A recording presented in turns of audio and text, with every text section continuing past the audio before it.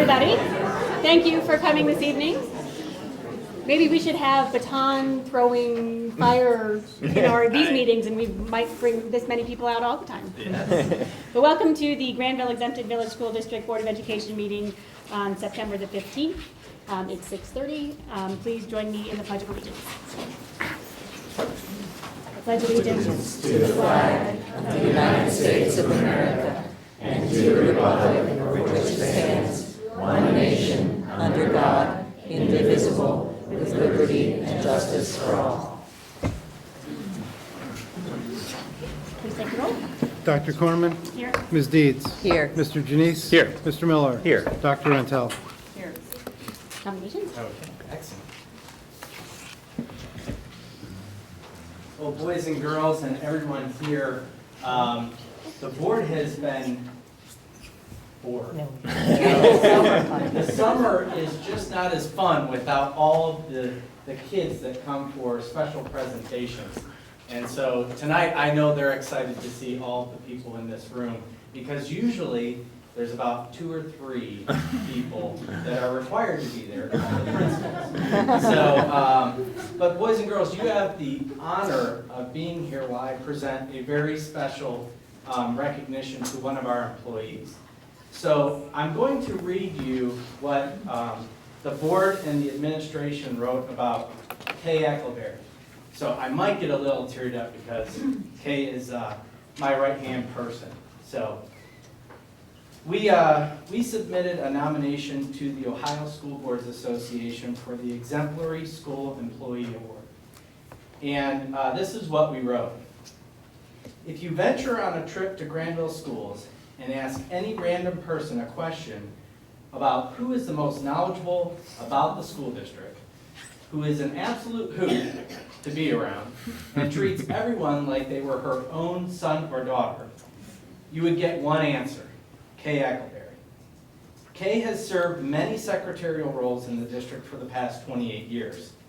The comments above about Kay point to one constant with her: relationships matter to her. She is an expert at fostering them with employees and the community at large. We may need to create a new supplemental for Kay after she retires for the 2nd or 3rd time, because she is a walking encyclopedia about this district. She remembers and recalls details about people that astonish employees on a daily basis. She obviously takes the time to remember the names of spouses, children, all the funny stories that people share. And people tend to just tell Kay things. She's one of those types of people. And why, you might ask? Because people matter to Kay. The board fully recognizes Kay's contribution to this district. Board member Dr. Katie Rentel said Kay serves the district with integrity, dedication, and a warmth of spirit, even during personally challenging times. Her work makes a significant contribution to facilitating the responsibilities of the entire school district. Amy Deeds, board member and former board president, says Kay is the epitome of quiet strength and competence, consistently executing her responsibility with grace and goodwill. She is genuine, self-effacing, focusing simply on ensuring that the school district runs smoothly. Here again, you see the value that others place in relationships that Kay fosters. Kay has served as the secretary to the superintendent for the past 3 years. She's been a superintendent secretary in the past. You would be hard pressed to find a secretarial role in the district she has not done in that 28 years. Outside of her talents, she can always be counted on to get the job done. I refer to her as the Energizer Bunny. She usually outworks me on a regular basis. Those that work closely with Kay would not forgive us if we did not mention what a sense of humor she has. Kay constantly cracks me up, and others in the district. All these attributes listed above have been the foundation of success for Kay Eckleberry in her 30 years in education. She is the glue that keeps the district office running smoothly. She makes people feel welcome and valued. She gets the job done, and with that in mind, it was our pleasure to recommend Kay for this prestigious and well-deserved award. And she receives that award in 2 weeks. So it is my honor to introduce to you my friend and colleague, Kay Eckert.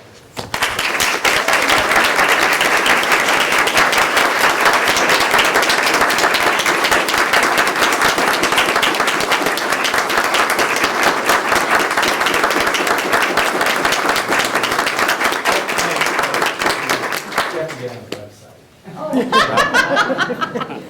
So Rob's Website, Facebook.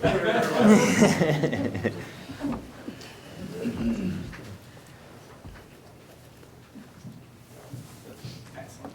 Congratulations, yes. Oh, okay. CK, we got through that, right? Yes.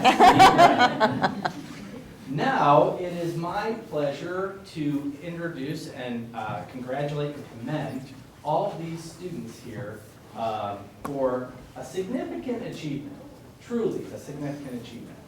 Each year, the state of Ohio gives the Ohio Achievement Assessments and/or the Ohio Graduation Test.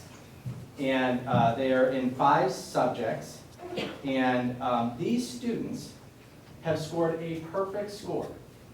Only a fraction of 1% of the students in Ohio achieve this level.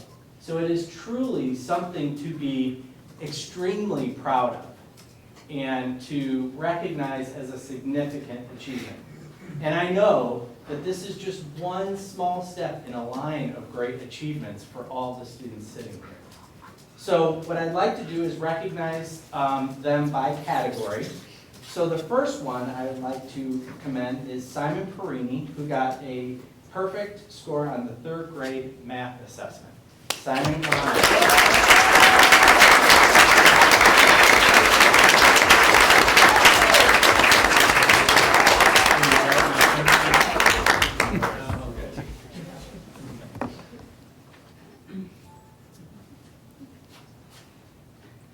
Okay, congratulations, Simon.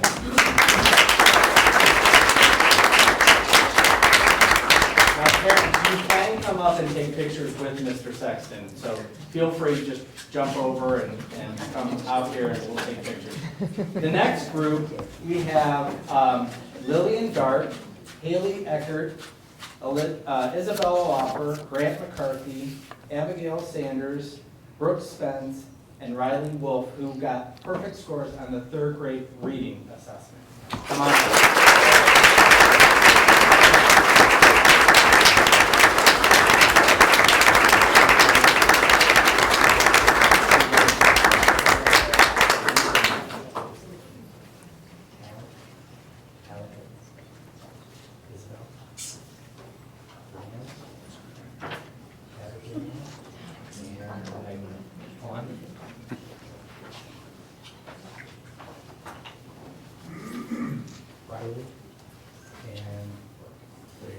Okay, now we're going to stand and face the paparazzi. You like, I say that every time. Lily. Oh, okay. We're losing you. Here, come on around here. Come on around.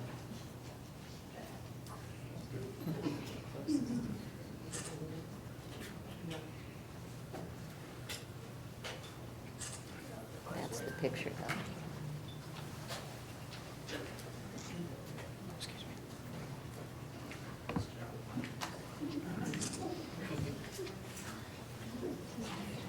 How are we doing?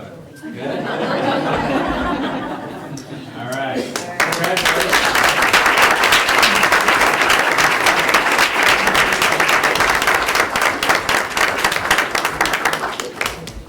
Next, we have Bennett Schilling and Gabriel Thatcher, who got perfect scores on the 4th grade reading assessment.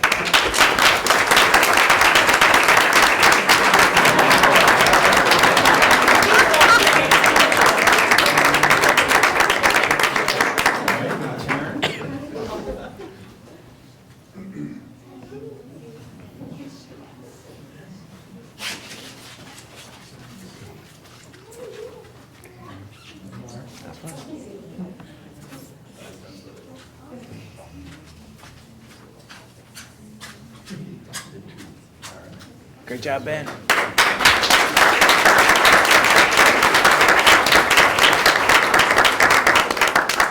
Next, we have Emily Neal and Paige Wallace, who received perfect scores on the 6th grade reading assessment.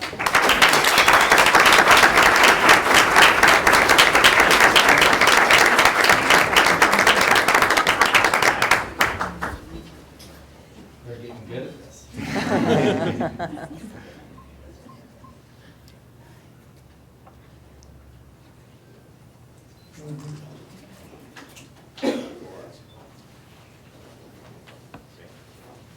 So I've seen a superwoman tonight on that phone and a high heels on that one. These are pretty good covers.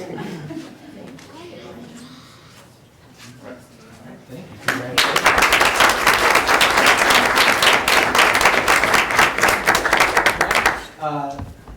These students received a perfect score on the 8th grade reading assessment. Nathaniel Carlson, Mackenzie Chesrown, Hallie Garman, and Nicholas Maxwell. Come on up.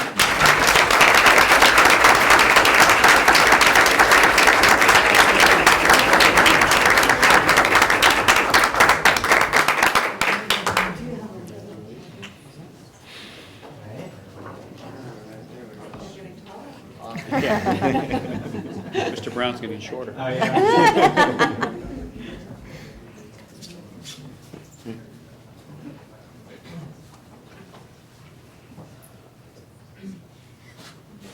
Thank you.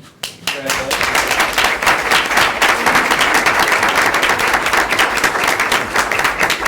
You've become acutely aware of my height as we get to older students.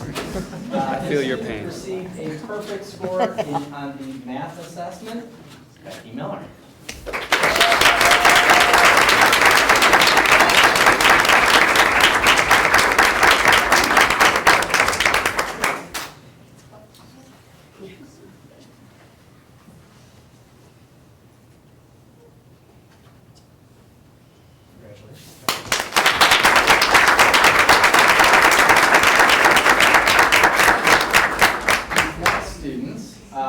Received a perfect score on the 10th grade math OGT.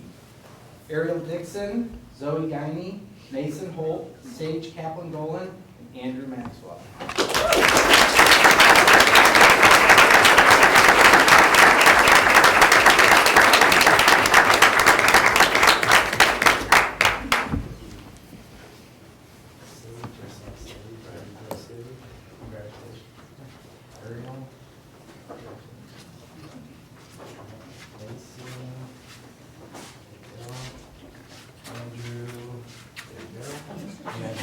You are over here and I'm holding it because you come back up. So turn around.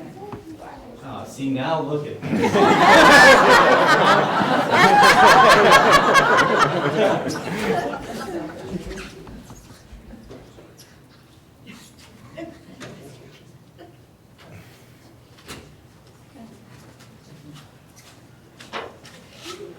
We're all focused on Mr. Brown. Yes, probably smart. Congratulations.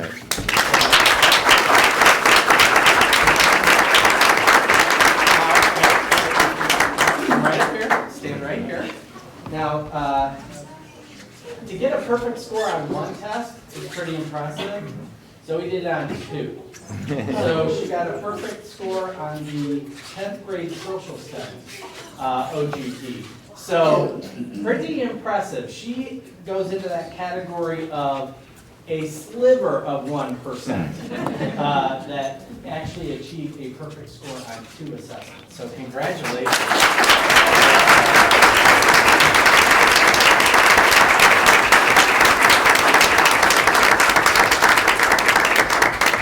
Now I know all of you parents and students would love to stay and watch the rest of our board meeting that may last until 10 o'clock. Right? Honesty is good. So at this point, you will not hurt our feelings, but you're welcome to stay. But congratulations to all the students here recognized tonight, and what a wonderful achievement. So thank you very much.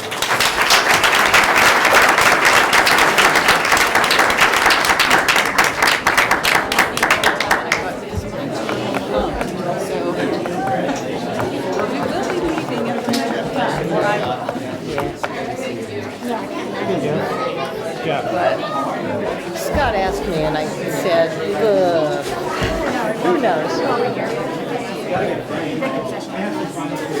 Uh-huh. I want that in writing. Well, it depends on how much we discuss.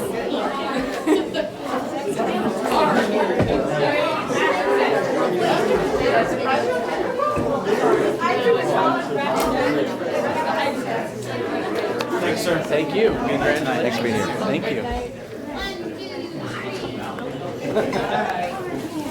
Hey, Mia got the clear from the this week. So I don't see Travis, so yes, would you pass that down to Mom's here tonight. Who's it going to? it's elementary school. Jeff? Well, she's clear. I don't know that she's gonna play soccer because the season started, but she's clear to do whatever. Come back. Oh, it's just you, Chuck. It's okay. And Brad. See ya. Didn't see you guys back there. You should have run while you were hidden by the crowd. Well, that is always so much fun. That is great. It is Yeah. great to have that many students come and spend a little time with us, so that's wonderful. What's that? I know. I have a feeling they would select and maybe vote with their feet. That was neat. So Mike, get back to Mike is grabbing something for Amy Mock. He will be right back down. All of a sudden, I'm like, Yeah. we're missing somebody. Sorry, dear, I'm not. Move on with staff reports. Yes. Yeah. I can't get them. So what I'd like to do is start the staff reports with a brief comment about an exciting event that's coming up September 30th. We are excited to embark on a journey called an innovation process. What is an innovation process? It's a simplified strategic planning process designed at identifying, prioritizing, and researching different initiatives that Granville schools could pursue over the next several years. As you know, Granville always has limited resources available to drive our innovative practices. So we have to be very choosy about what initiatives we are going to pursue and then prioritize our resources accordingly. So it's very critical for our school district to focus our efforts so that our resource allocation can be utilized to its fullest extent.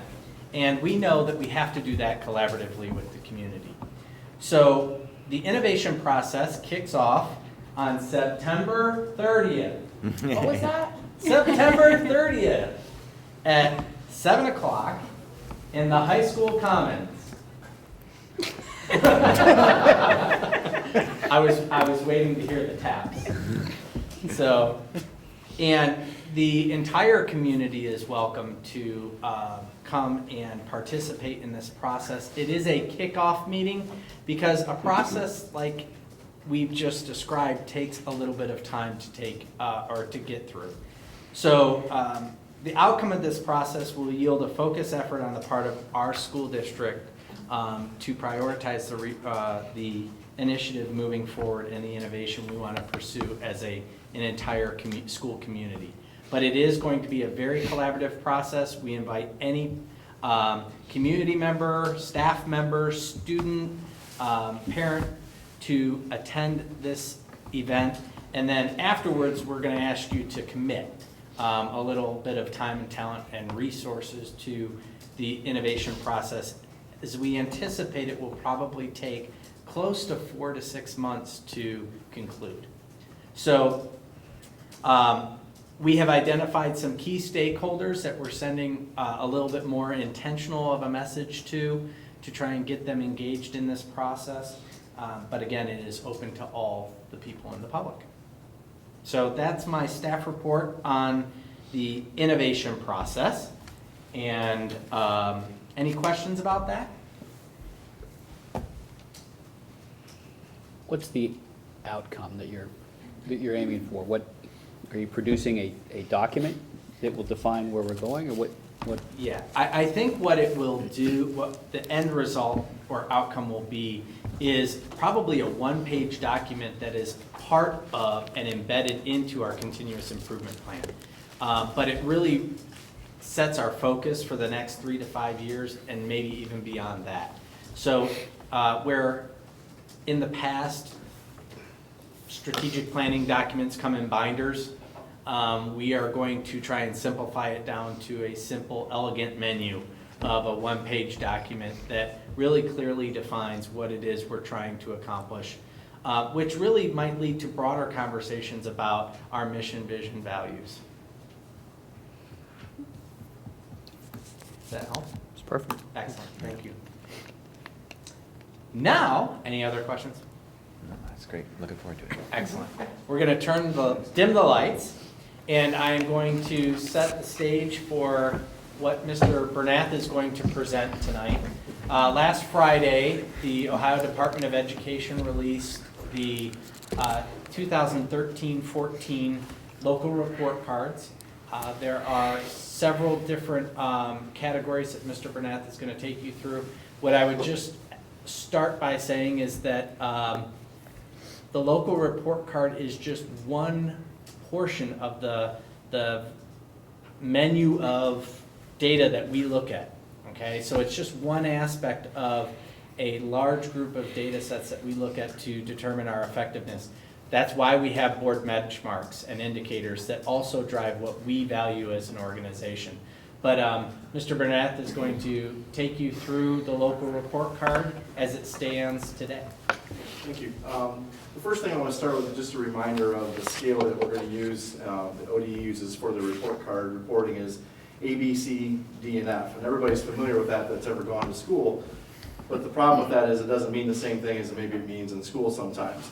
A C is considered average. So anytime you see a C on a report card, that's either the state average or what they consider to be average growth for a student or something along those lines.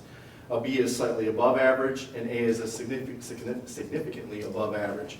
Likewise, D is a little bit below average, and F is significantly below average. So just kind of keep that in your mind as we're going through the different grades that we're going to have for the different measures of this report card. So the first one is performance index, and this one's been around for a very long time. Our performance index this year was 108.6, and you can see on the chart, the top score of this is 120. Would be a perfect score. That means every student would have to score at the advanced level in every subject on every test, grades 3 through 10. That would be that's obviously the pie in the sky and a significant accomplishment, but it's something to shoot for. If you get above 90%, you get an A. There were 29 districts, I believe, this year in the state that got an A. We were one of them with a 90.5% average. You'll notice on the upper left-hand side right up here, it tells where our students scored in the different test area. And the one I want to point out, the two that are relatively new are untested and advanced plus. We had 6 tests that were not taken by students, and those were due to medical reasons. We had some students that had concussions and other things, and it was best not to test them. They are counted as untested, but medically it was the right thing to do for those students. And the advanced plus are students who score at the advanced level, but are accelerated at a grade level. So for example, if a student took the 8th grade math test, but they're actually in 7th grade and they scored advanced on that, we would get a little bonus point for the advanced plus portion of that. That's something that's new this year as well. So 108.6. To put that into context, this is our performance index going back to 2008, and that's a nice trend to have in your data going over the years. You're going to have fluctuations up and down as you get different cohorts of students, different types of tests. Even though the tests are named the same thing, they are not the same questions every year, or the same type of, it's a very broad range of questions that they draw from. So to see this kind of trend over time is a testament to what our staff's doing, the support of our community, and the effort that the kids put in to the testing as well. So 108.6 is our performance index this year. That puts us in the top 5% of the state again. State indicators, these are all the different tests that are given, grades 3 through 10. Grade 11 is another benchmark. We have very few juniors that actually take any of those tests because most of them pass them as sophomores when they take the OGT for the first time. But you can see we met every indicator. One thing that we'll come back to later, if you notice the standard's not 75% anymore, it's 80% for all these, and then it jumps to 85% at the junior level. That will be significant when we talk later on about a couple of these other measures. But once again, we've met every indicator, and really none of them were even close to the 80 percentile mark. We've met every indicator ever since they started handing out these white posters around the room. And that's something we are extremely proud of. And this will change next year with the next generation assessments. So a new assessment system is coming into play. So again,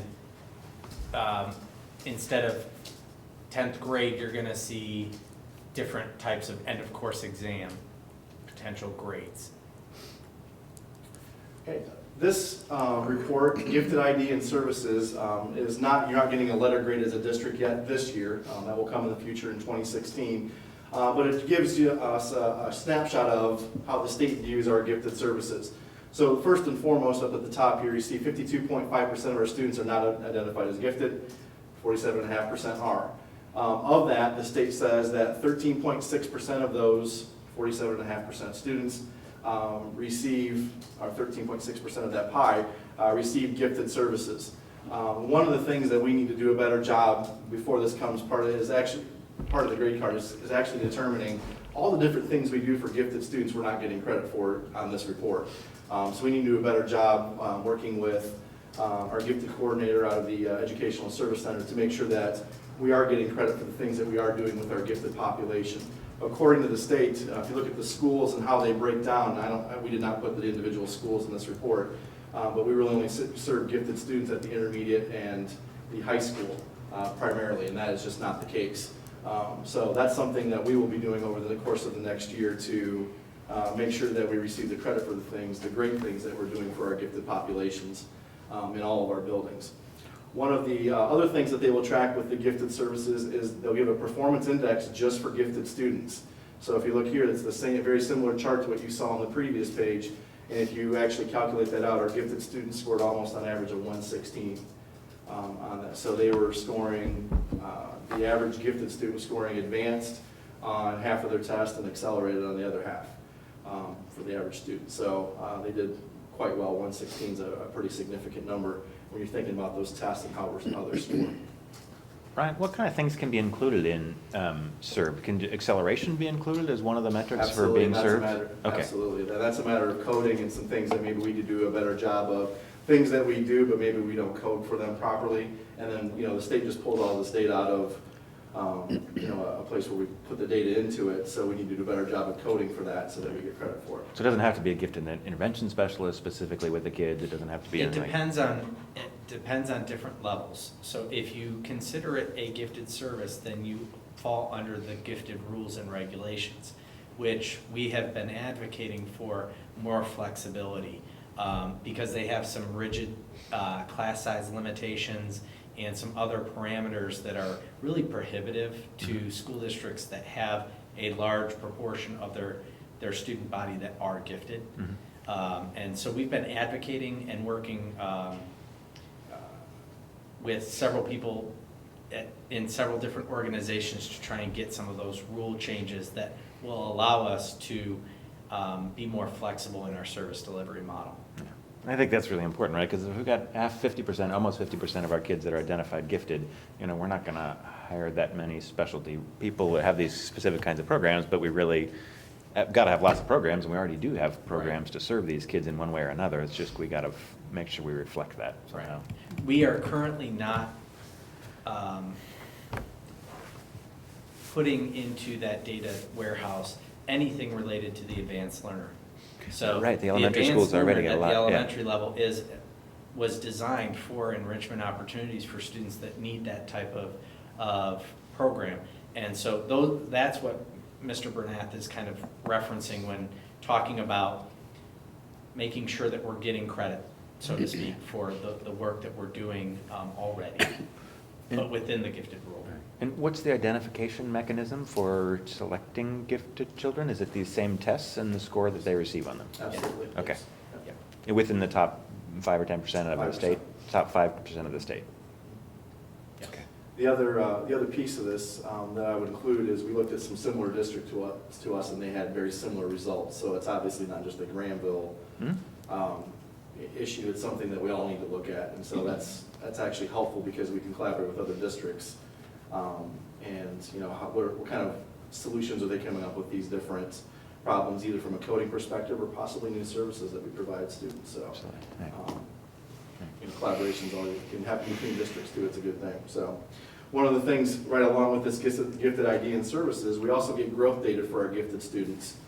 And you can see that our growth for our gifted population, they've received well above a year's worth of growth in their reading courses. Math courses were right at expected growth, and when you put those two together, we get an overall rating of above for our gifted populations. So taking them from point A to point B, we're going beyond that in grades 3 through 10 based on these test results, and that's what we want for every student. But they pulled gifted out as a separate population. To get an A here is something that I think is a huge accomplishment for our district, and frankly, you know, I think 10 years ago, I'm not sure you would have seen an A if they had gone to that measure, knowing what I know about the data that we had at the high school, at least at that time. We were having difficulty getting our 1 year's growth out of our gifted students, and we are getting that now. So there's definitely been some growth in that area over time in the school district. And also, this is a grade 4 through 8 measure. So once, and you know that Mr. Bernath, when he was at the high school, you know, has received multiple years of the SOAR value-added awards. So once they roll in some of the high school assessments, we anticipate that we will continue to do very well on this measure in the future. Katie? So you said this is 4 through 8. I just find it's an interest, as an observation, it's interesting that just talking about the service of the gifted students, they have a class that's the 3-year discovery class that focuses on reading and language arts. And the difference in the growth in reading, I would argue, is probably directly as a result of that focused class, whereas the math piece is mostly acceleration. And because Or enrichment within. right, rather than being a targeted and also a multi-year program that the But kids get to benefit The from. only qualification that I would add to that is that the program that is identified is a limited number of students. So, again, we have a broader population than just the students that get into that class, so to speak. So, you know, again, a lot of that is the program that we have set up, but it's also what work is happening at the regular classroom level as well. Right, but I'm saying I would bet that if that were opened up more, Yes. that Okay, I see you what would you're see saying. that go higher. And the measurement is test at the beginning of the year and test at the end of the year? How No, is growth measured? Growth is measured point A to point B, so it's last year, it's all of your assessments that can be determined for reading and math, because in math, you can look at science scores to determine some type of math growth calculation as well. So it's all the subjects that funnel into the data points that create the longitudinal projection. So it takes probably as many data points as they have, meaning testing points, and factors that projection out, and then whether they meet that projection or not is how they get that grade. But is it like end of grade to end of grade? It's a little bit more than that. Oh. But yes, Oh, yes, and- it okay. is point A to Yes. point B. Because there are assessments throughout the year Correct. that filter in as well. Yes. Okay, the next piece of the report card is called annual measurable objectives, or AMOs. You remember this as AYP, and it's renamed gap closing. So if you look at the documents on the ODE website, you want to look at the one that says gap closing. We received a C in this particular area, and this is about students that are in subgroups, not just special education, although that is one of them, achieving a year's worth of growth. So remember, I want to go back to my initial comments about a C means they got average growth. So I'm going to show you how they came up with the 73.3, how we came up with that particular score. And it's based on 3 areas: graduation rates, math, and reading scores. So the first one we're going to look at is the easiest, is graduation rate. So over here on the side where it says numbers, in order for this to be a subgroup in any district, you have to have at least 30 students in that subgroup. So last year we had a cohort of 21 high school students that were in IEPs that graduated last year. All right, because that's not 30, that's not considered a subgroup in our calculations for our district or for the high school. So that's why you see an NR here. If you look at number of students, all students combined, that's one cohort. We had 201, that's well more than 30. And then we also had 196 white students, so they were considered a cohort as well. Those two cohorts had to be above 78.2 for us to get credit for that. Obviously, they were significantly over that. So we get 100 points for each of those. Since we only had two subgroups, we had 200 subgroup points possible. So we get 100% of that calculations. That goes towards 1/3 of your AMO calculation. Are you with me so far? Because it gets a little trickier now. Okay, reading proficiency. So this one is, again, grades 3 through 10 for the district. Again, we're going to have all students, it's going to be more than 30 obviously, but now we have economically disadvantaged. We have 74 students district-wide. Now no building in the district has more than 30, so they won't have this as a part of their AMO subgroup, but as a district we do. 62 of those students passed portions of their tests for a score of 83.8%. The goal, you'll see, is 84.9%. So therefore, since we didn't make that goal, we get 0 points for that portion of the reading test. So the ones that we met were all students, white students, and limited English proficiency students. The ones that we did not meet, the two that we did not meet, were IEP students at 76.2% and are economically disadvantaged at 83.8%, which if you look at that, 74 kids, 62, one more student had passed one test, we would have got that 100 points. So we were right on the cusp of getting 4 out of 500 on that. And the IEP students, we weren't that far away at 76.2%. The other thing I want to point out to you is if you look at the goal, if you remember the goals, the percentages for passage rate of each test was 80%. For our subgroups, it's 84.9. This is a remnant of No Child Left Behind. That number will continue to go up about 1.5% every single year for the foreseeable future. So you will see this harder and harder to attain because this is called gap closing. We're closing the gap between these subgroups and all of our students, our entire student population. So down here, we met 3 out of the 5 objectives. You divide those two, you get 60 points. That's the second piece of that puzzle. And just a reminder that we had talked about growth earlier. This is based on the criterion referenced assessment. So this is achievement, not growth. So, this is a criterion type assessment. Did they pass the bar that was established at 84.9%? And then finally with math, again, the same thing. We have 5 subgroups, the same as reading. You notice the math goal is a little bit lower. It's 80.5%, but it's still slightly higher than you need for each individual test area. We met with all students, our white students, and our limited English proficiency students. We did not meet with IEP or economically disadvantaged. Again, very close in both of those, but 300 out of 500 possible, or a total of 60 points. So we had, if you look at the numbers, we had 300 points possible and we earned 220 of those. You take 220 divided by 300, and that's where they come up with the 73.3, and that puts us at a C. So had we had a couple more students in a couple of those categories pass tests, we would have 84 point something. It was that close.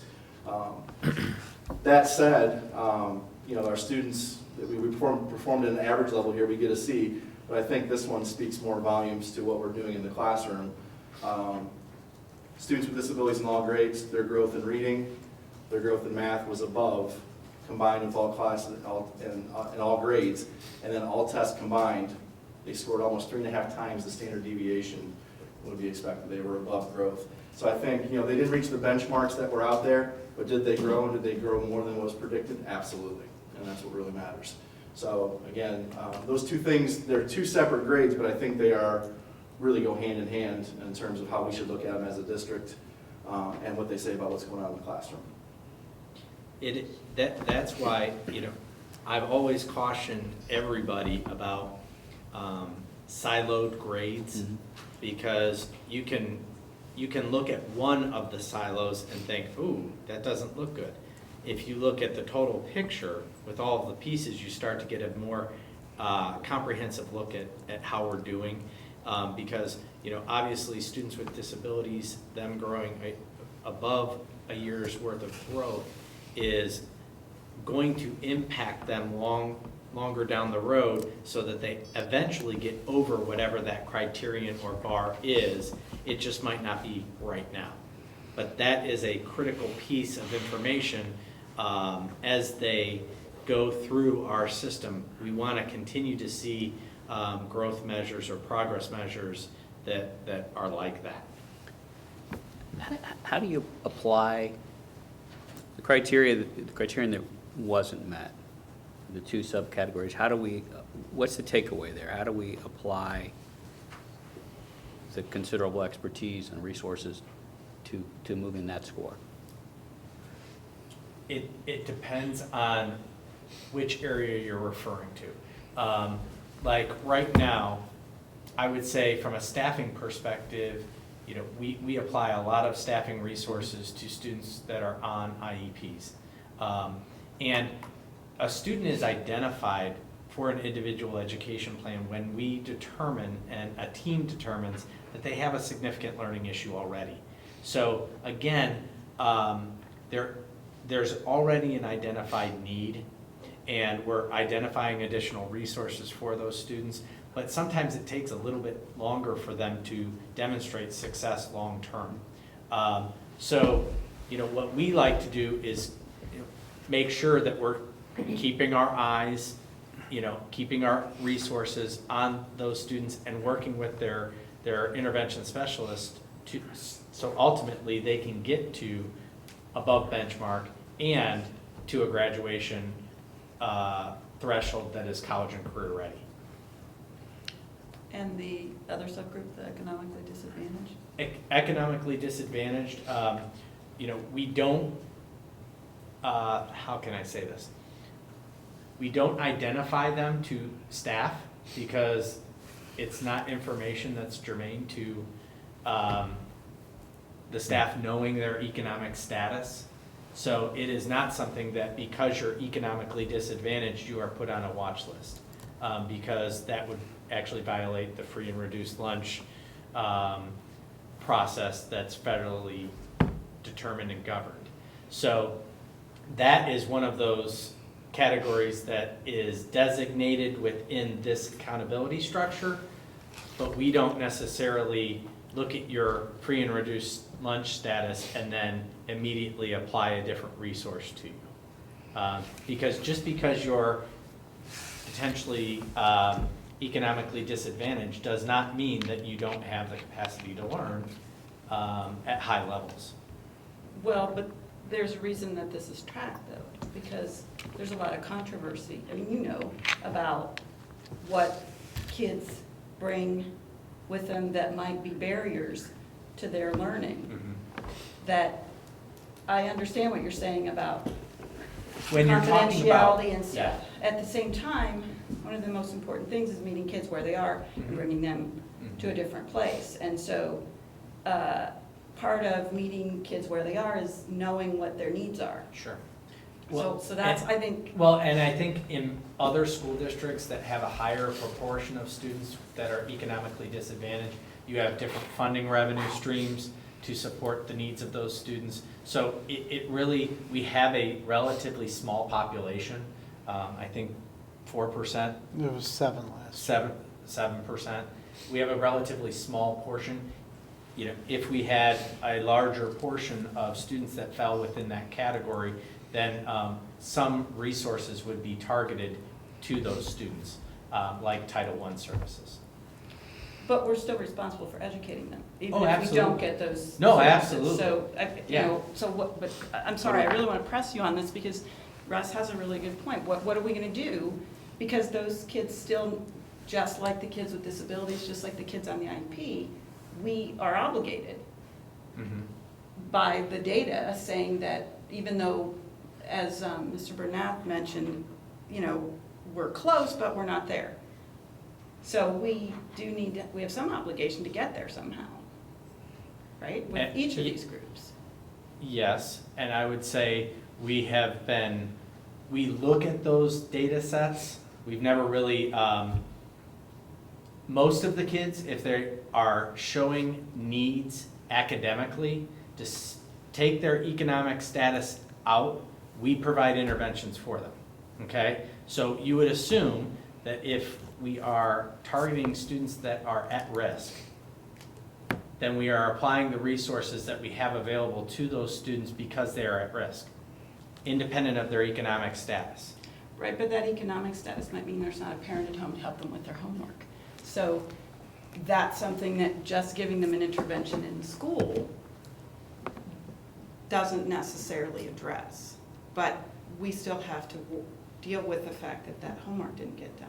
So how do we, how do we walk that fine line between not being a social service per se, but trying to figure out how do we target what resources we can do to kids who may not have the same kind of home environment, for example, because somebody's working a night shift or 3 shifts or whatever.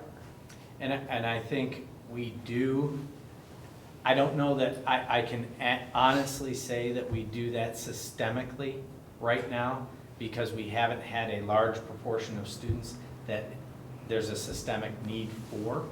But I can tell you that in individual buildings and in individual classrooms, teachers do that on a regular basis. If a student is not being successful because they're not getting help at home, or even they're getting help at home, the teachers make themselves available during the school day. They make themselves available before school, after school. And homework should not be a determiner in your ultimate success, okay? Because there are kids that have a ton of support at home to be successful, and then there are kids that don't.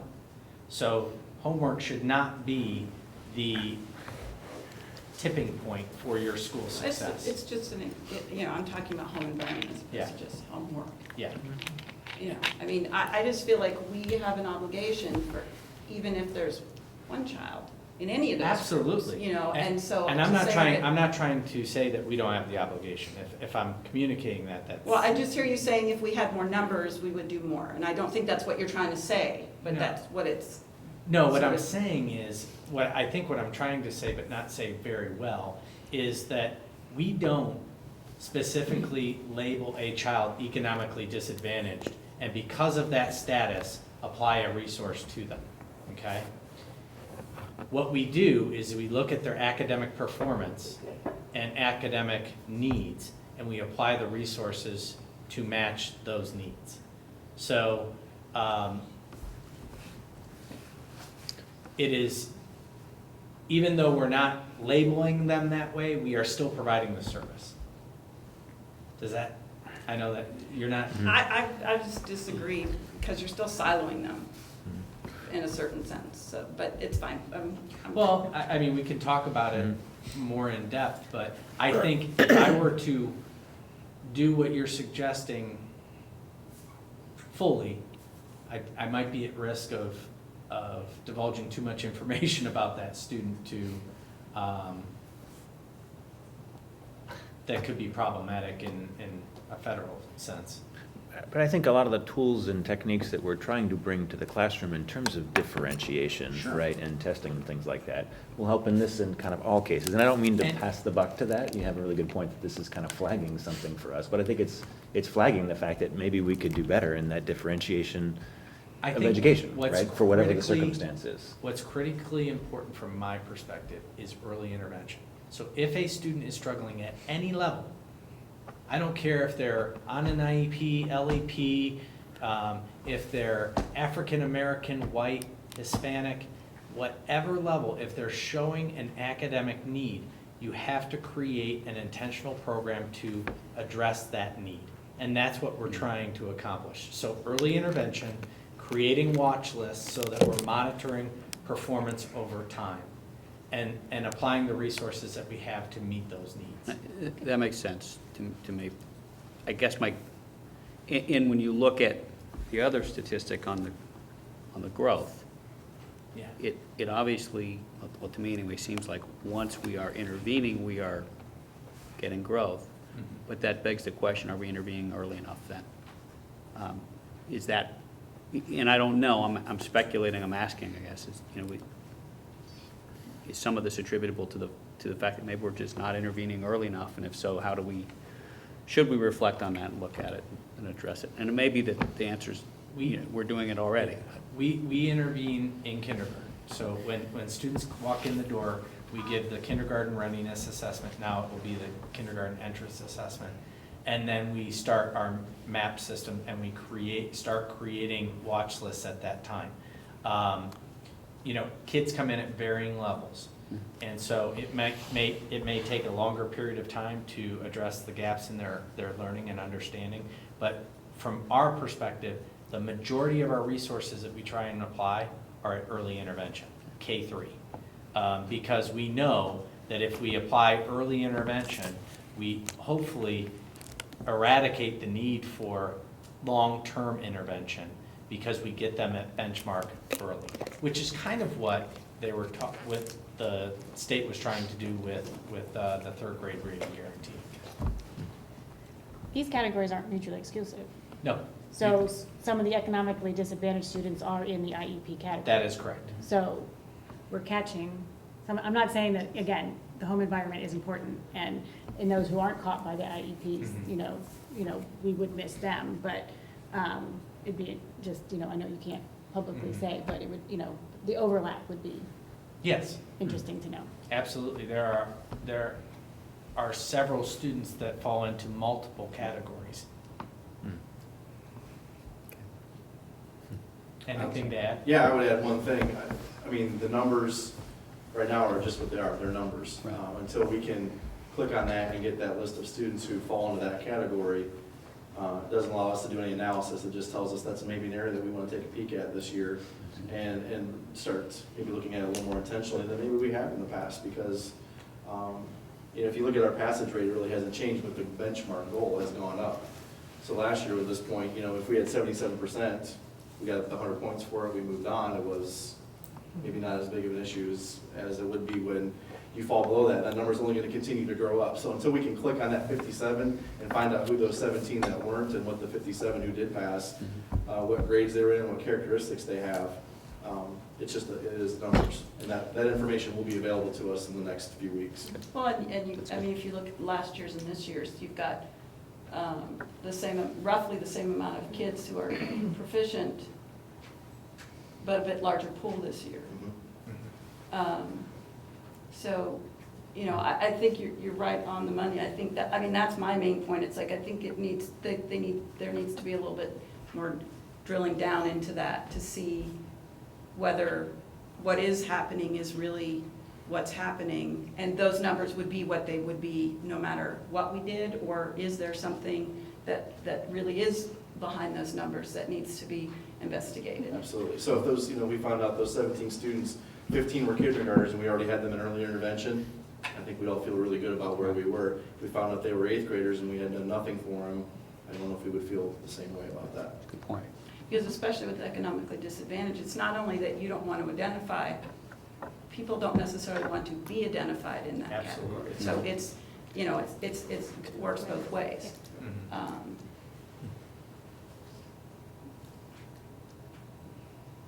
questions on that Thanks. piece? Okay, the next piece then is growth, and so this is full of all kinds of colors and everything. Green means above, yellow and orange are kind of in the middle, and then red would be below growth. So this is for all grades. We have reading, math, and combined all tests, almost 4 standard deviations above expected growth, and that's for grades 4 through 8, and that's why we got an overall grade of A, and then it breaks it down into reading and math at each grade level. So looking at this, you have some areas where 5th grade going across the board here, 5, 7, and 7.5. That's unbelievable. That's phenomenal growth for students. 7th grade math is another one I would point out. 6th grade reading, and then we have some opportunities in 4th grade math and 7th grade reading that we definitely have already started to take a look at.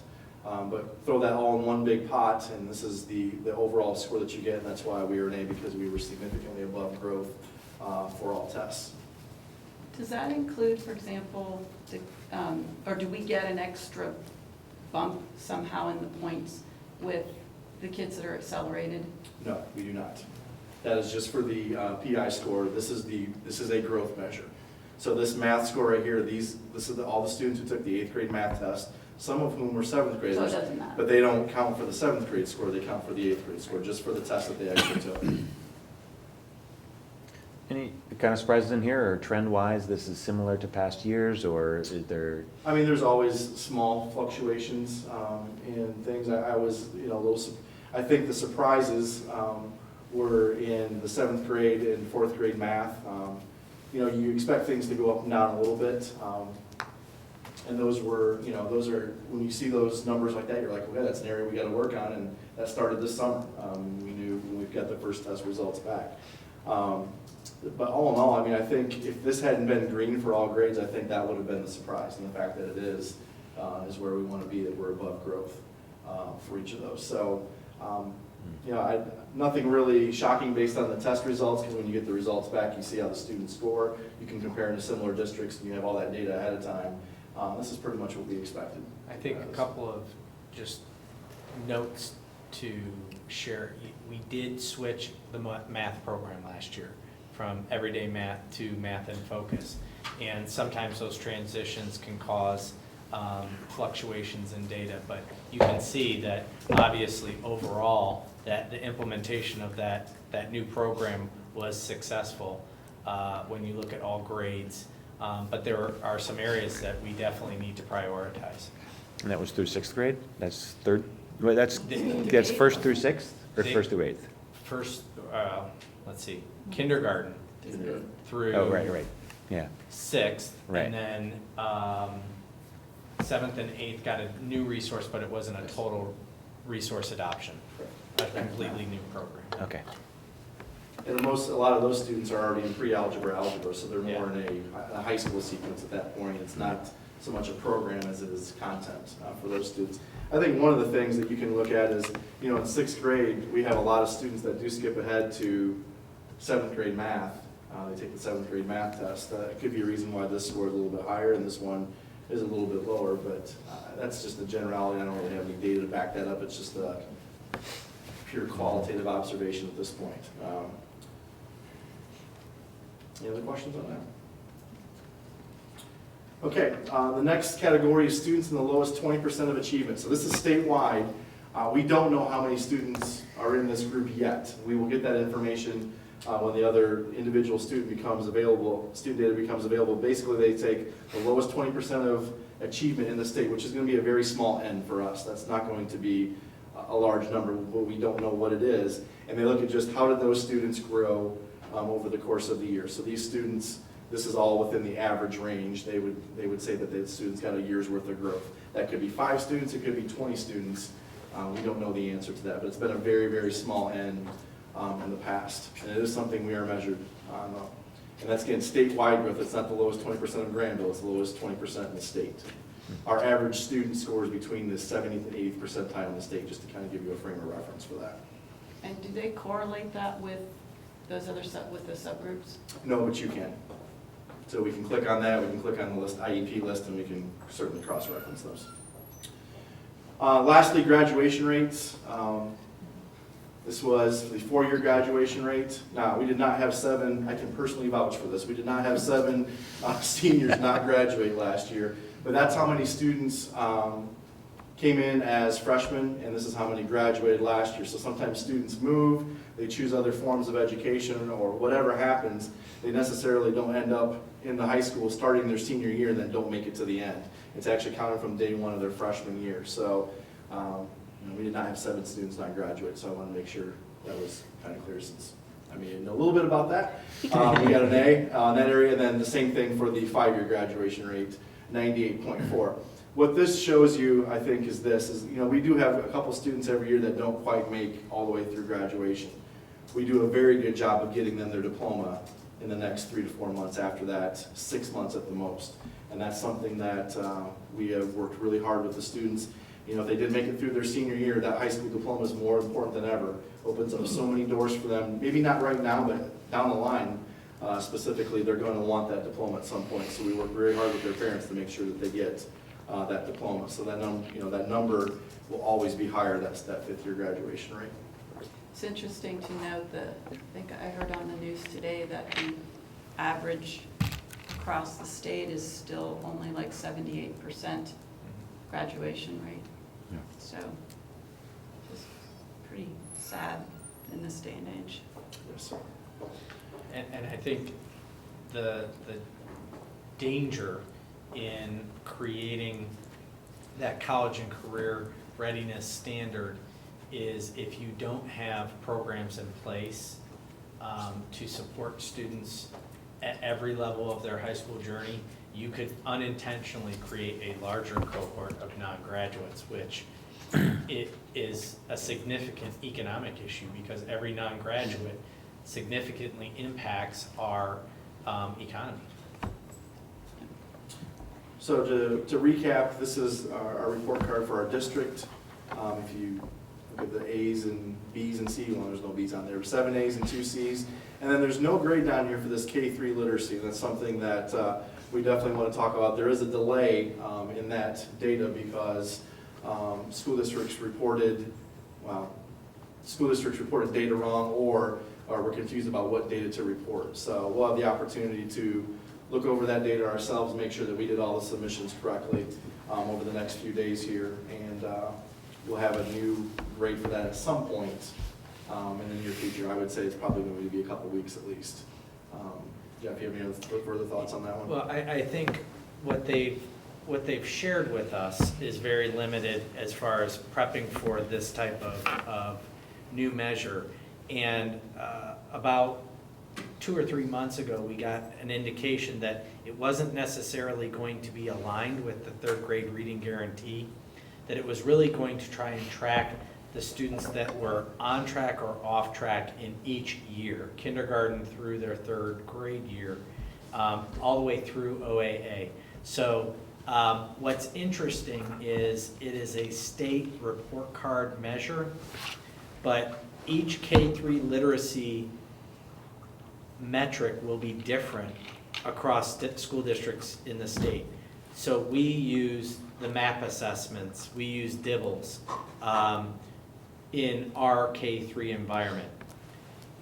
If you go to another K-3 environment, they might use STAR, they might use DRA, they might use AIMSWeb.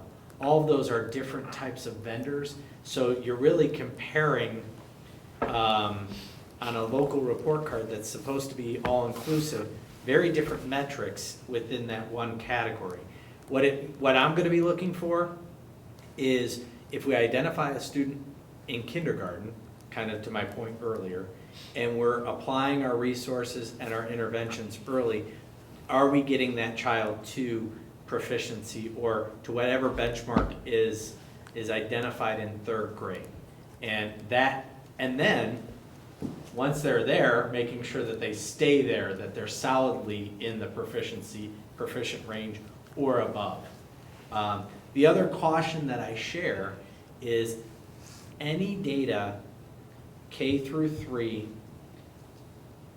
is at the beginning of the journey, educational journey for students. And some students take a little bit more time to mature and develop and gain technical skills.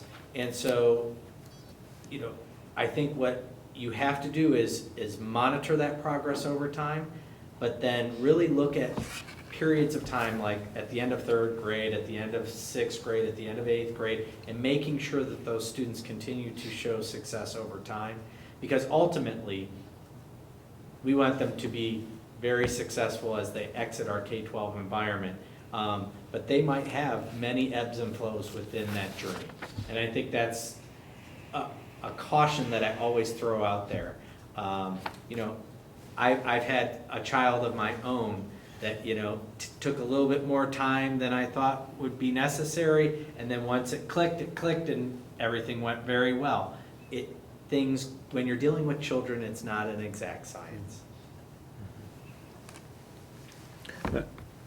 We know assessments in these ranking systems are changing, well, they changed this year from the past and so forth, and even more so next year? Yes. Right? So what's kind of your either forecast or what's your summary of where these are headed and how that's going to shake out for us?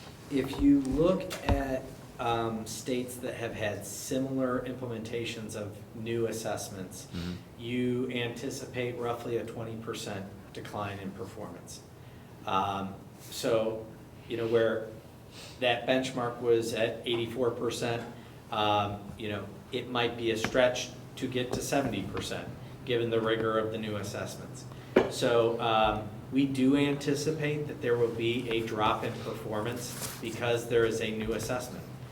There's a new level of rigor. But until we actually see the assessments and see the performance of that initial cohort, right now it's just an estimation.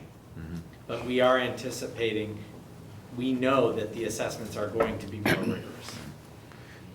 But are the new overall state ratings also including more grade levels? Is there more high school grades that are included in these as well as Yeah. elementary school at some of the changes as well? The high school tests are going to include US history, Algebra 1 and geometry, physical science, government, English 9 and 10. Right, And physical science will be an interesting metric for us. right. You know, one section of it at the high school, not every student takes it, so Right. that's certainly a question we'd have moving forward. Right, and then, so, but then the elementary grades will be the same one that are included in the coming years? Or is Yes. there more in the elementary? And then there'll be science in grades 4 and 6, and social studies in grades 5 and 8. They are not planning on adding new assessments. Most of the K-3 work is going to be more diagnostic in nature as opposed to Okay, good. an assessment. Mhm. Again, especially at the early grades, you have to keep your focus on being a diagnostic assessment as opposed to a Right. benchmark assessment or a criterion referenced assessment. Right. Just because it is so fluid at those levels. Right, very asynchronous, right? Yeah. Yeah. Well, I think that's going to be interesting for our whole state, right? And interesting for us also directly, you know, when these new assessments are put in place. But, you know, I have a lot of confidence we're going to continue to shine, right? And even more so with the new assessments, which I think are much more difficult. So it look like the level is going down overall. But I think, you know, relatively speaking, Granville will continue to do extremely well. And I think one thing is sure, we are committed to continuous improvement. So Right. whenever we find some things that we're not doing well, Mhm. we will look at them, examine them, and try and do something that will change that trajectory in the future. And we still have some work to do. Mhm. Some of the areas have been areas for a couple of years now, Mhm. and we need some work to be done in those areas.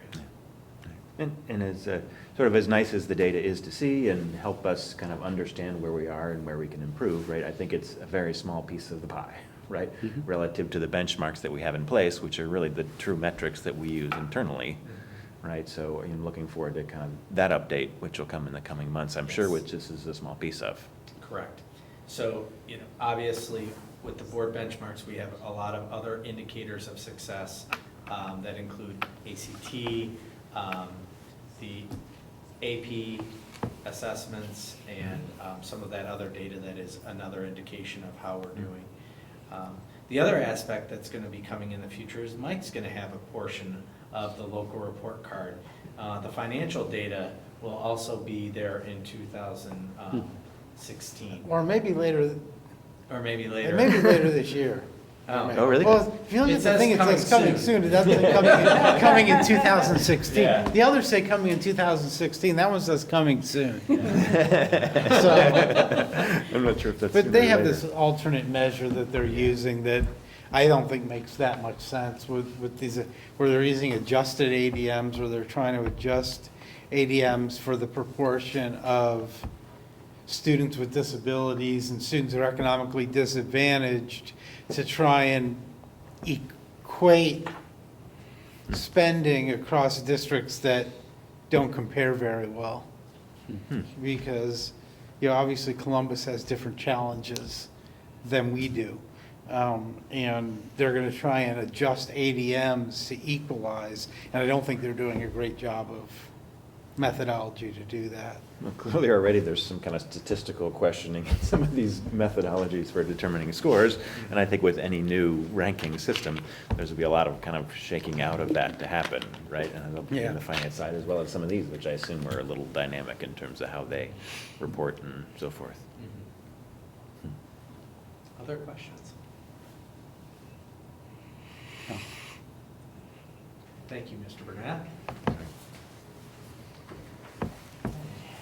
Next, we have Mr. Sexton, who's going to come up and talk a little bit about My Big Campus as a learning management platform. As you know, we initiated full implementation on a limited scope of My Big Campus. And so, what's that? Yeah. What? Full implementation on a limited scope, yes. Yes. Yeah. Like Mr. Brown said, figured give you guys a little background around My Big Campus, how it came to be, where it is now, and hopefully where it's going in the near future. So it started here. So what is it? It's a learning management system. I get asked about every other day, well, is it just a website? Can we just put that on the website? Two very, very different tools for two very, very different purposes. Learning management system is, the idea is learning is actually taking place there, or there's the potential for it to take place there. Yes, or that could happen in a website, but websites aren't just designed to do that. So it's an intentional design, and it's web-based. So it can, in this case, My Big Campus can be accessed from tablets, phones. There's an app for that, right? There's an app for everything. So it has its own app for Android and Apple for iOS too. But the big deal, the big difference here is it's a closed environment.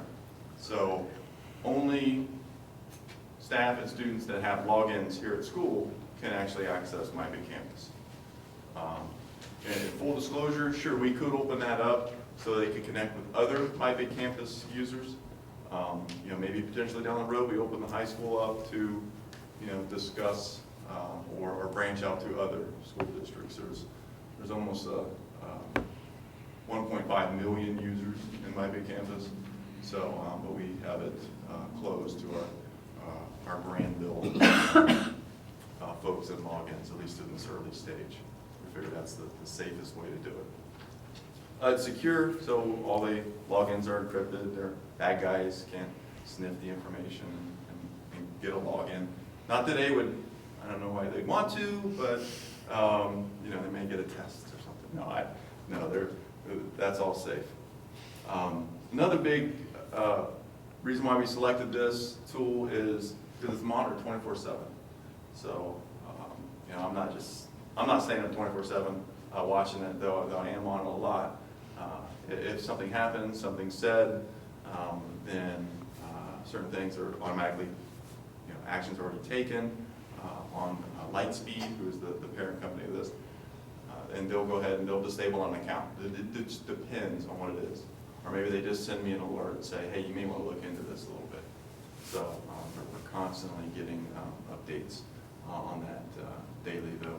I haven't seen anything in many, many days, so I think the kids are finally getting that it's truly an educational tool, and that's what their main focus is for. And the last bullet point there is that it's social. We're trying to bring these learners together, learner to learner. They're actually on there. If you see these kids in here, they're actually working together to solve problems. Student A may not know how to do it, but engages with student B, and they come together and they solve it together. So that's really, really nice to see. And it gives them a reason to really get in there. If you don't make it interesting, the kids just kind of stay away, kind of hang back, and don't really enjoy engaged in it. I think it also engages the student that may be more of an introvert, because they have a different platform to share their information and their knowledge.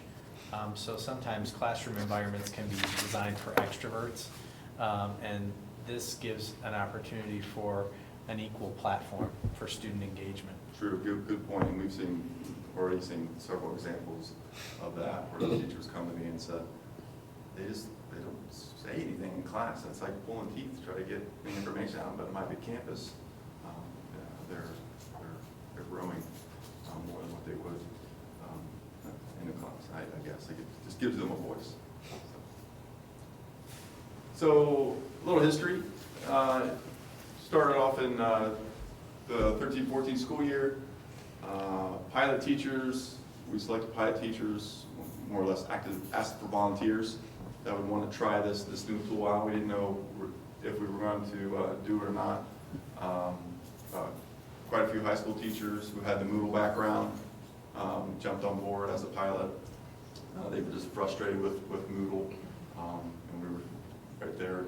We were outgrowing Moodle, so we knew we had to come up with something. Middle school teachers jumped on board, and intermediate and elementary. So we ended up with about 5 pilot teachers from each building.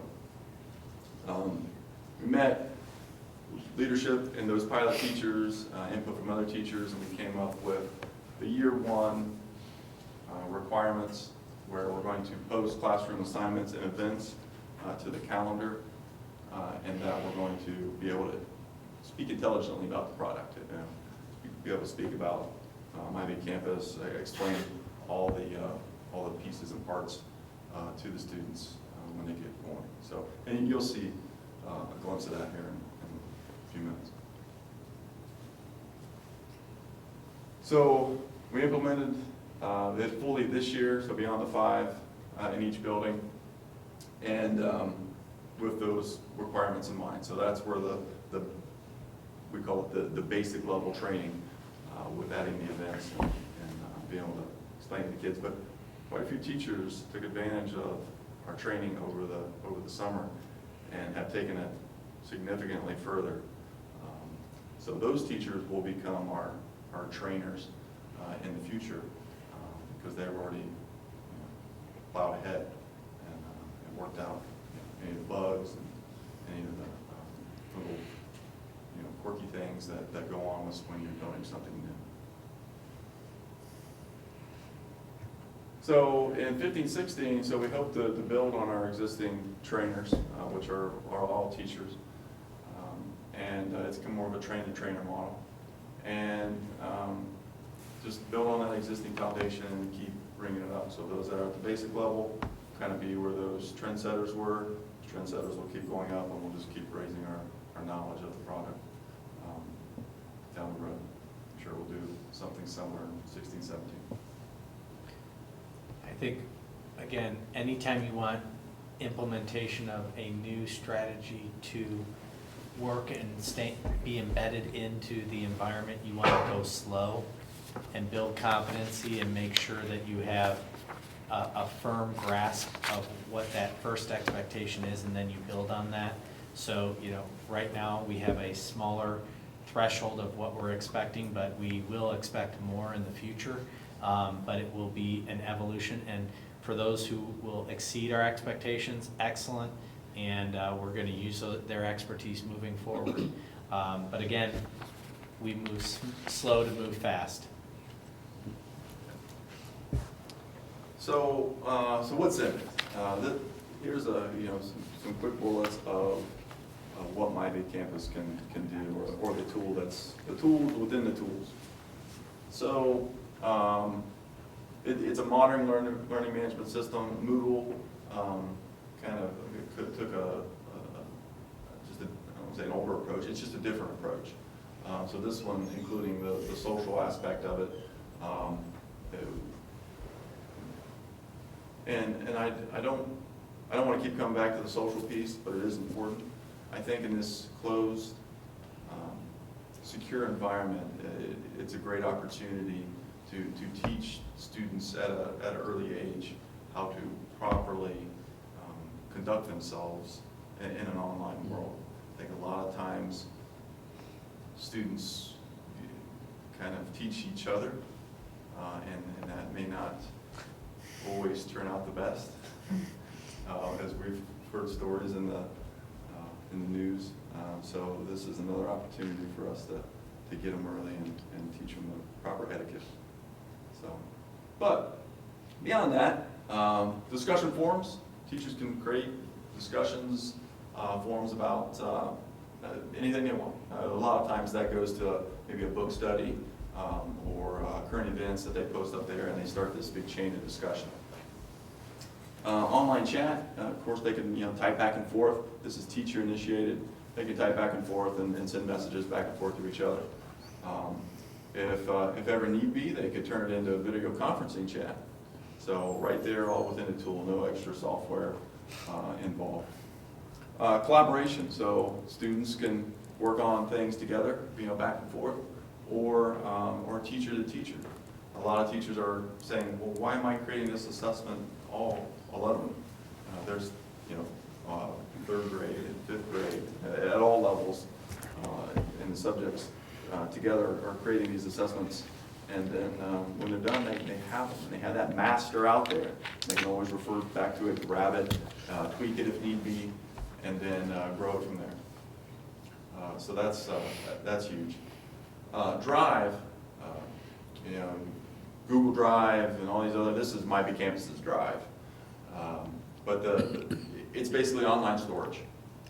So we get all kinds of free online storage, but we get 7 gigs here and 15 gigs here and 2 here, and it just depends. The unique thing about MyBig Campus is it's unlimited. So kids can just put everything they've ever made, up here for easy access, reference it when need be, or just store it. Create it at home, upload it to their drive. It will be here, there when they get to school. And for Mr. Brown, that is the cloud. So it is stored in the cloud. So parent access, which I'll give you a little preview of that. But it's read-only access to what's going on in their child's classroom. And you'll see I'll talk about assessments, and you'll actually see some assessments from some classroom teachers and how they use that to drive instruction.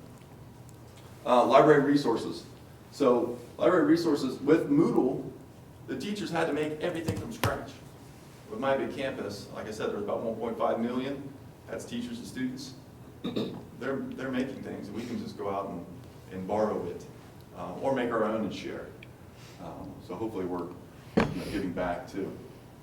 And there's a piece called EduTalk where they can collaborate with other teachers. It's only teachers that are allowed in that, and they can get bundles and assessments and content and just throw ideas back and forth. So all of us are smarter than any one of us. So it's nice for them to branch out there. And another biggie, it's integrated in with our web filter. So we can go in and approve education-related videos or content, and when we say it's okay in MyBig Campus, that talks to the web filter and says, that's okay. You can go there, kids, and it allows them through. So that's a nice thing. Otherwise, it's, hey Rob, this site's blocked. Can you unblock it? Sure, unblock it for staff, unblock it for students. Well, I only really want 12th grade. Oh, it's like, okay. And it gets somewhat complicated to do it, but this allows those to become available. And then last but not least, we talked about testing and all this new testing and all this stuff's coming up, but MyBig Campus can do assessments, quizzes, essays, turn-in papers, all that stuff. And it's kind of nice. I mean,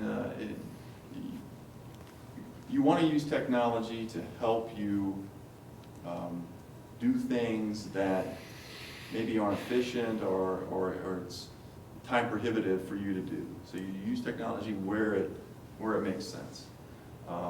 So for assessments, they can grade and turn in essays. It could be a Word document. It could be just them typing in MyBig Campus, submit it. Teacher can review it, send it back to them.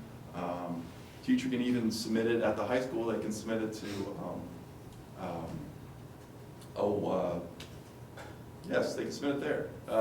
They can submit it to an online resource where it checks it for plagiarism, and then returns it and says, oh, man, yeah, they plagiarized it, you can't do it. So it's really a nice little way of integrating. And there's about 50 other things My Big Campus can integrate with to do those kind of things as well. So, and I will think of that. Test, quizzes, instant grading, instant feedback. And we talk about assessments all the time, and the kids get them. And I know my son, he took a test the other day. I said, what'd you get? He said, I don't know. I said, well, when will you know? I don't know. A week later, he said, hey, I got my test back. I'm like, great, what'd you miss? He goes, it doesn't really matter. I already passed it. So I'm like, well, it kind of matters. We kind of need to know that. But when you do it this way, the kids have instant feedback, instant grading, so they know. But more important, and you'll see here in a second, as a parent, you can see exactly what they missed. You could see, oh, you missed number 4. Well, let's dig into number 4 and figure out what went wrong or how can I help you. I think that's we're getting to the true power of this tool. Again, they can grade discussions. I know you guys mentioned differentiation a little bit earlier, but teachers have the ability. They don't need Rob to come and create this stuff for them. They can create their own groups and break students out and give them different resources and remediate or enhance what's going on in the classroom. And again, using technology to make things a little easier for them. And use data to drive daily instruction. And here's an example. So here's some IM analysis from a 5th grade classroom. And you can see that these questions, now it's a true-false question, so, kids got a 50-50 shot, right? But the point of this is they can go and look and see, okay, kids, for the most part, we think mastered this point here, or mastered here, 95% got this question right. Well, I can probably move on. But we can actually click on this one, Mr. Burnett, and get that 5% and, help those 5% get over the hump, okay? Here's one that's a little different. 64% average. 53, that's on the entire assessment, okay, but this is just one question out of it. So you can see 83% got it right. How would you do this? I mean, imagine the work if you did this manually. I mean, this is a great example of what it can do. And then you can break this down and click on those and see exactly who missed what, and again, help differentiate what's going on and nudge them along.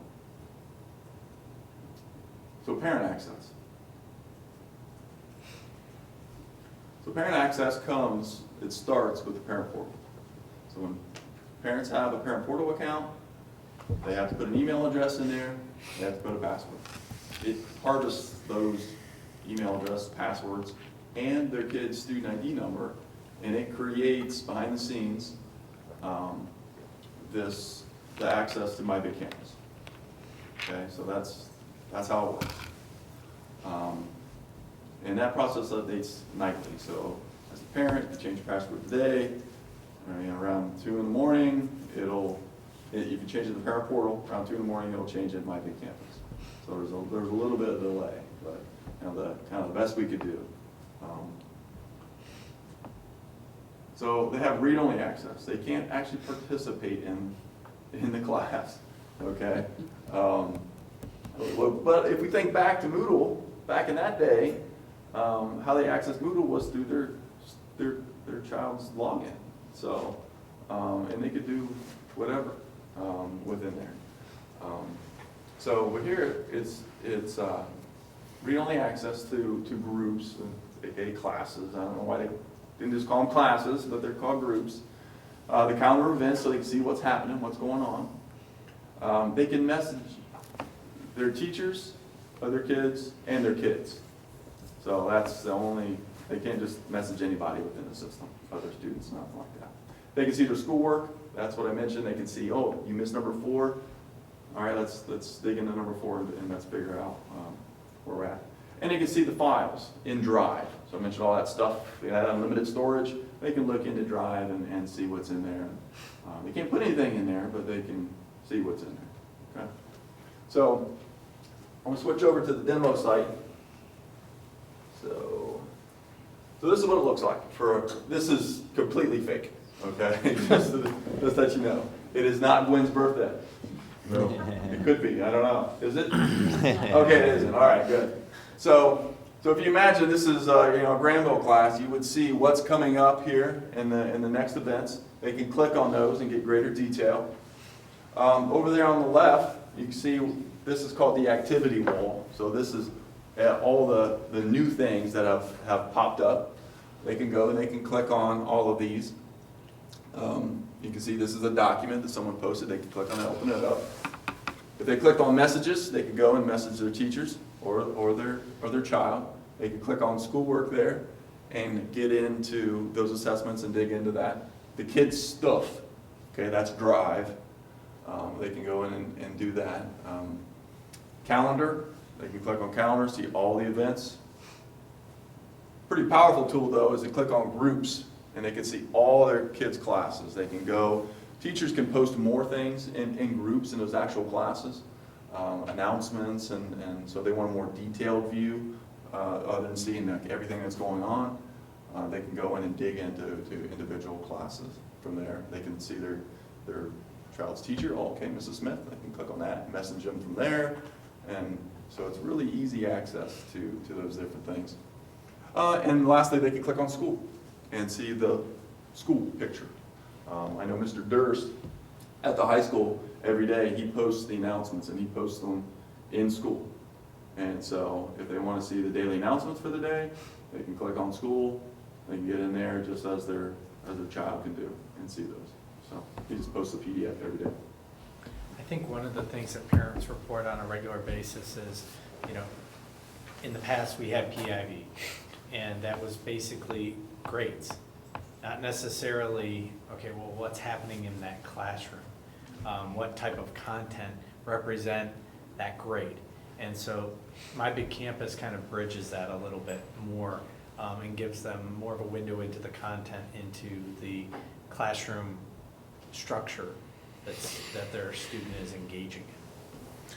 Will PIV and the grades be transferred to My Big Campus when it's fully implemented? Or it seems like that's sort of a separate system, and there probably is a module in here or something where you can do grades as well? You would think, wouldn't you? Right. No? You can't export out of My Big Campus and import into Progress Book or PIV. So they can take an assessment here. You can't take assessments in PIV. So you can take them here, get the grades as a teacher, and then export, then import into PIV. So it's a fun little 3-step process. So on the teacher side, there isn't a grade book Component. per se? Not yet, not yet, not yet. And I don't know that we'd be able to switch because there isn't any integration with Dazzle. There's a direct connection between Progress Book and Dazzle. Dazzle is our student information system. So eventually, somehow, some way, the grades got to get into Dazzle. And so if we can bridge that gap with My Big Campus, well, great. We can eliminate PIV. And then just have Dazzle and My Big Campus. But if we can't, we still have to use the middleman. They don't PIV. integrate it at Denison. I mean, you can use Blackboard to do your grades. If you set your course up to have, the grade book is there. You can choose to use it or not. Some people just do the old fashioned. Sure. But it doesn't, you still have to physically input the letter grade into the student, into the registrar system. So they aren't integrated either. And Blackboard is like the Cadillac of these Sure. things. Sure. So. And typically, when you're talking about Dazzle or something that's a statewide system, the ability to impact it, from a program perspective is limited. Well, and- That's why, it's a challenge. You don't necessarily need to. I was just asking Yeah. because I found using Blackboard, it is really nice to be able to have the student turn something into you via the, however you've assigned it. You can grade it, comment on it, put the grade in your grade book, and then the minute somebody asks you, can you tell me what my grade is? You just open up your grade book because it keeps the running calculation for you, even if you have weighted grades. And you can say, well, yeah, you have an X, but it doesn't ever enter the official system at that point. It's your own personal grade book, but it's really nice to be able to use that. That's what PIB does for us. Yeah, but it's all there though, like, Right. you know, because they can't turn it into you on PIB. The student can't. Correct. That's all I'm saying. Correct. It's a nice Good piece to opportunity have for in there. integration there, right? You would think that My Big Campus would find a way to make that integration happen, because there's probably a real value in that. Well, there's more and more resources coming online. The back end is more of a universal language that a lot of the big vendors, Discovery and others that have that connection, so we can add these plugins into My Big Campus.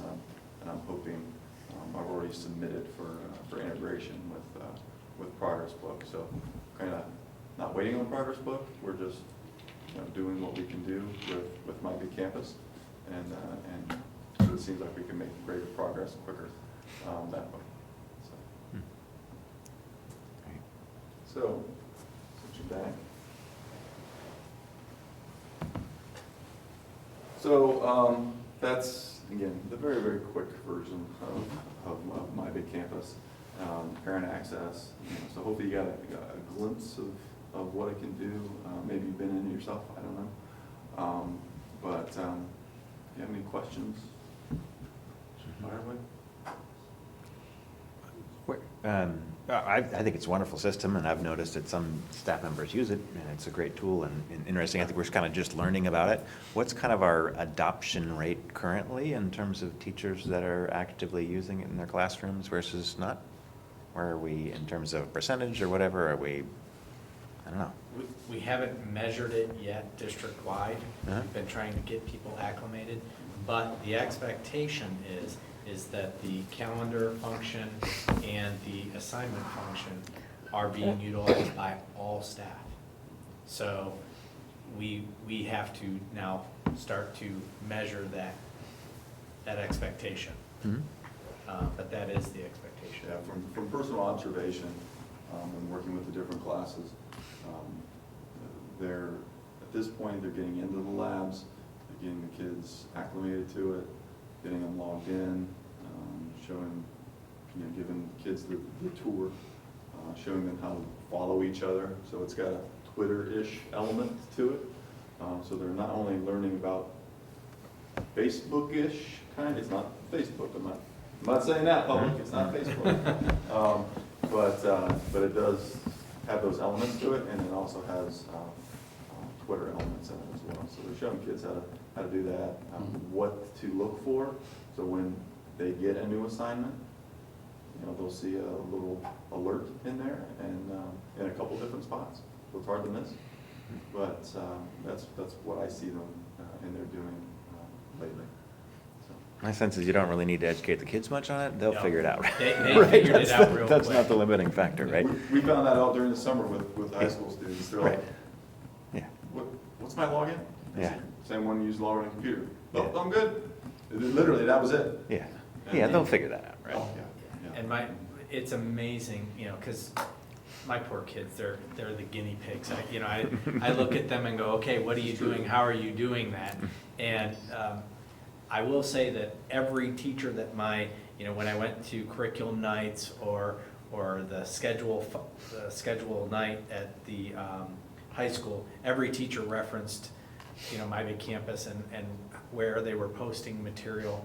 And it is really interesting to watch, a fifth grader in Lily and an 11th grader in Emily and their interaction and what, at a simplistic level Lily is doing, but then, from a sophistication level, what Emily's doing in her classwork and coursework as well. It's neat to see that little dichotomy. Mhm. I've had parents say that if students miss, if they're sick, or they, had to go out of town for some reason, it's really easy for them to make up the work because all the assignments are online, so it's not like you have to wait to get to school the next day. Like my son missed the second day of school from being sick, but he just got online that night and all the assignments were there and he was already caught up by the next day. So, it's make-up work is also much easier through, I think. Yeah, and we try to make it easier for parents. So in the parent portal, you can add linkage to it. You already had it there for PIB, and you already had it there for pay for it. Now there's a third one there, a button that you can click on to set up Miami Campus. So you have a one click, takes you right into it, logs you in as a parent. I have a couple of things. This is just really cool stuff. Oh, the potential for teacher collaboration is interesting. What's your sense about how that's kind of being received and used, right? And I think kind of societally in public education, there's opportunities there to find the best assessments, the best lectures, or the best whatever. And I'm not sure if that's happening more within the district because of these tools, or if it, again, is happening nationally. What's your kind of impression about how that's going to play out? I think what's interesting is with the Common Core now being implemented in multiple states, you have much more flexibility or ability to connect with teachers that are teaching similar content, where it used to be every state created their own content.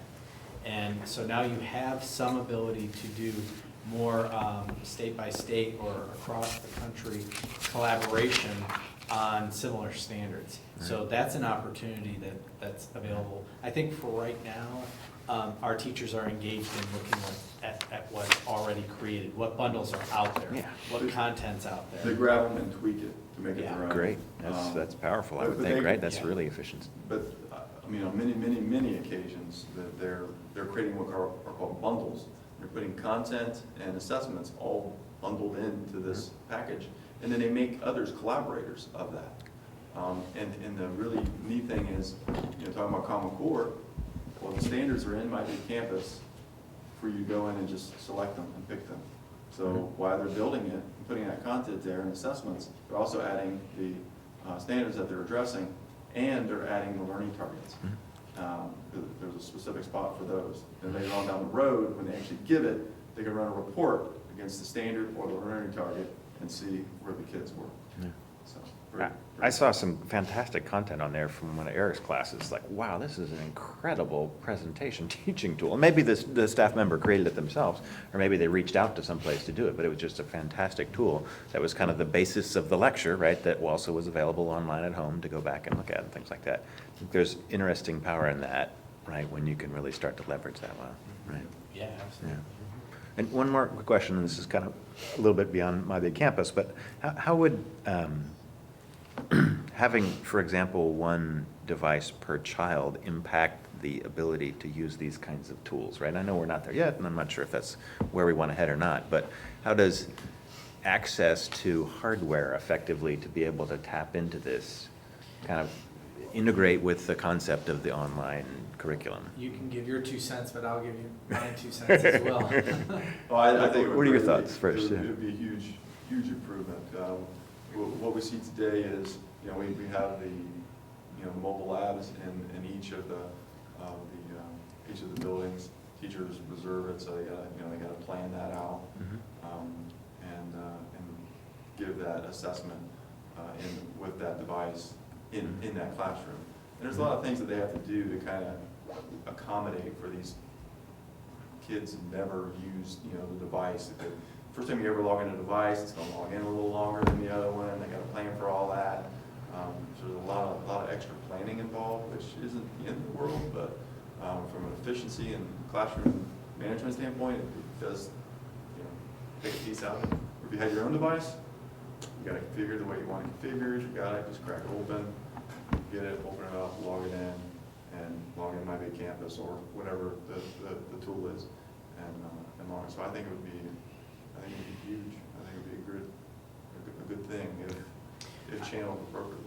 I think as we digitize more and more of our content, and create those learner-to-learner interactions, and we start to move beyond the four walls of the classroom, being the only opportunity and time for learning, it becomes even more critical for our students to have that technology readily available to them. And, especially if you're in an environment where, for the most part, most of our kids have some type of way to connect to that content through My Big Campus, but you want to be able to ensure that all students have equal access, and I think that's, moving forward, that's something that we would want to consider.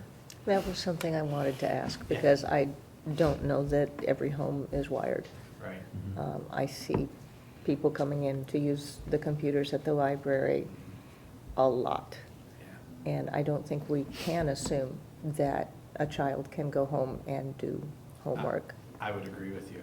I would agree with you, and I think until we get to that point where, we can say every student has that technology available to them and that access is provided by the district, we're not going to be able to fully realize the potential. A couple of additional questions at the very lowest levels. I'm seeing assignments that assume some basic keyboarding skills that haven't been taught yet. Spending a lot of time searching for the right key isn't really particularly productive. How is this improving the outcome academically? Well, I think, you can address it, or I can address that.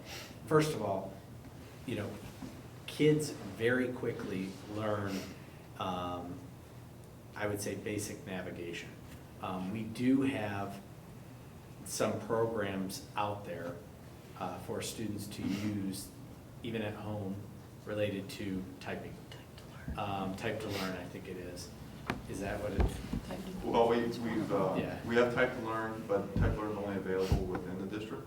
Right. So what we've done is part of learning.com, we have more than just learning.com, but the teachers are doing two things. They're assigning typing practice for the students to do in the computer labs or in mobile labs or at home or all three. But there are also tech skills training within there. So beyond just typing, they can assign other things that target a prep for the upcoming park assessments. Because we don't want the technology to be the barrier. And that's my concern. Yeah. That's Well, my and concern, that's exactly.